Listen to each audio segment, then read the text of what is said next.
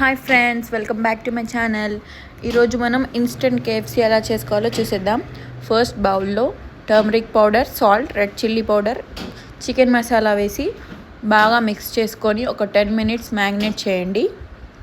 దాని తర్వాత ఇంకొక బౌల్లో 2 tablespoons శనగపిండి, 2 tablespoons మైదా అండ్ కార్న్ఫ్లోర్, కొంచెం సాల్ట్ వేసి బాగా మిక్స్ చేసుకొని పక్కన పెట్టుకోండి. ఇప్పుడు మ్యాగ్నేట్ చేసుకున్న చికెన్ని పైన చూపిస్తున్న ప్రాసెస్లో సేమ్ యాస్టీస్ అట్లని ఫాలో అయిపోండి. కూలింగ్ వాటర్ తీసుకుంటే మీకు పిండి బాగా పట్టిద్ది.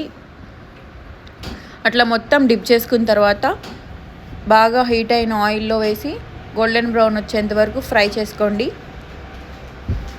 ఫ్రై చేసుకున్న వాటిపైన పెరి పెరి మసాలా కానీ గరం మసాలా కానీ ఏదో ఒకటి వేసుకొని తింటే టేస్ట్ సూపర్ ఉండిద్ది.